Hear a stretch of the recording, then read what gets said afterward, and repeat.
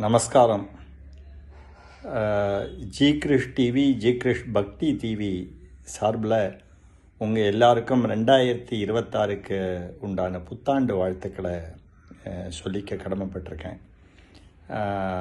G கிருஷ் TV, G கிருஷ் பக்தி TV ரெண்டுமே உங்களுக்கு ஜோதிடம், ஆன்மீகம், இசை, தேசியம் ஆகிய எல்லா சப்ஜெக்டையும் ஒரு ஷார்ட் வீடியோவை உங்களுக்கு ப்ரெசன்ட் பண்ணிட்டுருக்கா. ரொம்ப நேரம் உங்கள் டயத்தை எடுத்துக்காமல் ஒரு ஷார்ட் வீடியோ ப்ரெசன்ட் பண்ணிட்டுருக்கா. அதை நீங்கள் எல்லாரும் கண்டுகளித்து அவளுக்கு ஆதரவு கொடுக்கணும்னு கேட்டுக்கிறேன். இந்த தேசியம்ங்கிற சப்ஜெக்டில் பார்த்தீங்கன்னாக்க நம்ம தேசத்தை சுதந்திர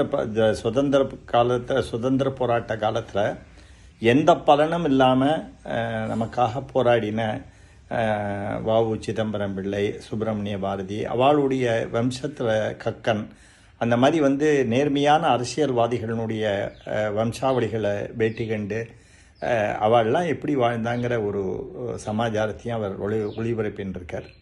இதை தவிர பல விதமான கோயில்கள் இந்தியாவில் இருக்கிறது, ஈவன் அமெரிக்காவில் இருக்கிற கோயில்கள்லாம் பற்றி கூட ஜனங்களுக்கு தெரியாத சில அரிய தகவல்களை ஜிடிவி பக்தி சேனல் ஒளிபரப்பின்றிருக்கா.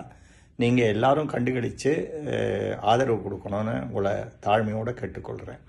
இன்றைக்கி மகர ராசிக்காரர்களுக்கு உண்டான 2026க்கு உண்டான புத்தாண்டு ராசி பலன்களை பற்றி சொல்ல போகிறேன். மகர ராசி நீங்கள் பார்த்தேன்னாக்க இப்போ தான் அஷ்டமத்து சனிலேருந்து விடுபட்டிருக்கா. வாக்கிய பஞ்சாங்கம் மாதிரி இன்னும் விடுபடல, சனி கும்பத்திலேயே இருக்கா அப்படின்னு சொல்கிறவா இருக்கா. பட் நான் ஃபாலோ பண்ணுறது திருக்கணித பஞ்சாங்கம். அவர் மீனத்துக்கு போயாச்சு. அதனால் மகர ராசிக்காரர்களுக்கு முன்னே இருந்த சனி பகவானுடைய 7 நாட்டு சனியினுடைய தாக்கங்கள் இருக்காது. ஆனால் அவளுக்கு இப்போது ஒரு 2 மாதம் முன்னாடி குரு 7க்கு உச்சமடைஞ்சு அவளுக்கு சில நல்லதெல்லாம் பண்ணினான். இப்போ திருப்பி வக்கரகதியாகி மிதுன ராசிக்கு போய், அதாவது அவளுக்கு 6வது ராசிக்கு போய் அந்த கொடுத்துருந்த நல்ல பலன்கள் ஒரு நிரந்தரம் இல்லையோ அப்படிங்கக்கூடிய ஒரு சில சங்கடங்களையும் ஏற்படுத்தின்றிருக்கா. ஏன்னா குரு 6ல் இருக்கும்போது நல்ல விஷயங்களை மகர ராசிக்கு செய்ய மாட்டார். அவர் 12-3க்கு உண்டான கிரகத்தை ஆதிபத்தியத்தை கொண்டிருக்கார். ஸோ அதனால் தைரியத்தை பாதிப்பார், செலவுகளை அதிகமாக பண்ணுவார். அந்த மாதிரி சில பிரச்சனைகள்லாம் இருக்கும். போராத்துக்கு 6ஆம் இடத்துல இருக்கக்கூடிய ஒரு குருவாகப்பட்டவர் விரோதிகளை கொஞ்சம் கலப்பி விடுவார். அவளுக்கு சாதகம் இல்லாத இருக்கிறவாள்லாம் அவளுக்கு இப்போது பிரச்சனைகளை உண்டு பண்ணுவாள். இது எல்லாமே டெம்பரவரி சிச்சுவேஷன் தான். இது கோச்சார பலன்களில் இது இருக்குது. இதில் இது எத்தனை நாள் பிரச்சனை கொடுக்குங்கிறத கோச்சார வேதையை பார்த்து தான் சொல்லணும்.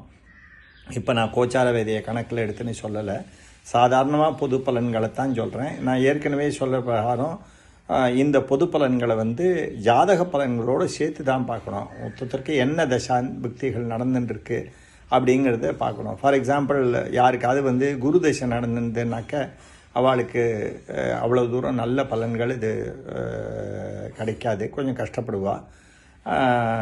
அதே மாதிரி 3, 6, 8, 12க்கு உண்டான தசைகள் இருக்கிறவா எல்லாருக்குமே கொஞ்சம் இந்த பலன்கள் சுமாராக தான் இருக்கும். பட் ஜூன் மாதத்துக்கு அப்புறம் பலன்கள் நல்லாயிருக்கும். இப்போவுமே பார்த்தோம்னாக்கா ஜூன் மாதத்துக்கு அப்புறம் குரு திருப்பி உச்சத்துக்கு வரார். அவர் இருக்கும்போது, குரு உச்சத்தில் இருக்கும்போது அவளுக்கு நல்ல பலன்கள்லாம், இப்போ பட்ட கஷ்டங்களுக்கு உண்டான பலன்கள்லாம், இது நல்ல பலன்கள் அவளுக்கு நிச்சயமாக கிடைக்கும். இதில் இந்த கோச்சார பலன்களில் பார்த்தோம்னாக்கா சனியும் குருவும் தான் மேஜர் ரோல் ப்ளே பண்ணுறா. இவளுக்கு சனி 3ஆம் இடத்துல இருந்தால் கூட பெரிய கெடுபலன்களை செய்ய மாட்டதை தவிர அவளுக்கு நல்ல பலன்கள் செய்ய விடாமல் தடுக்கிறது 2ஆம் இடத்துல இருக்கக்கூடிய ஒரு ராகு. அது வந்து 8ஆம் இடத்துல இருக்கக்கூடிய கேது.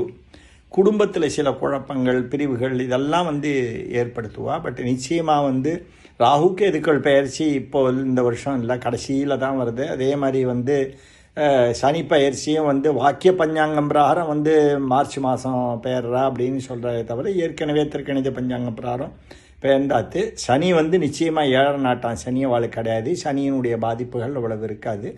ஆனால் தைரியங்கள் கம்மி பண்ணுறதுக்கு உண்டான சில பிரச்சனைகள் அவளுக்கு நிச்சயமாக இருக்கும். அதனால் அவள் தைரியமாக இருக்கிறதுக்கு கற்றுக்கணும். சனி பகவானை திருப்திப்படுத்துறதுக்கு வந்து நல்ல ஆராதனைகள்லாம் வந்து அவள் பண்ணணும். சிவபெருமான ஆராதனைகள் பண்ணணும், அன்னதானங்கள் பண்ணணும்.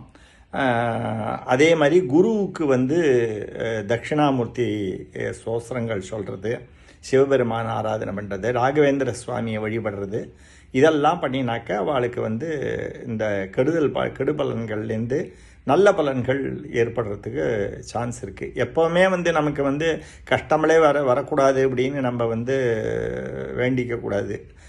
கஷ்டங்கள் வந்தாலும் அதை சமாளிக்கக்கூடிய சக்தியை கொடுன்னு தான் கடவுளை வேண்டிக்கணும். அதே மாதிரி நல்லது நடக்கும்போது பத்தியா நான் வந்து பண்ணிட்டேன், இது என்னுடைய முயற்சியினால் வந்தது அப்படின்லாம் சொல்ல முடியாது. அது வந்து ஆண்டவனுடைய அனுகிரகத்தினால ஏற்பட்டதுங்கிறது கடவுளுக்கு நன்றி சொல்லணும்.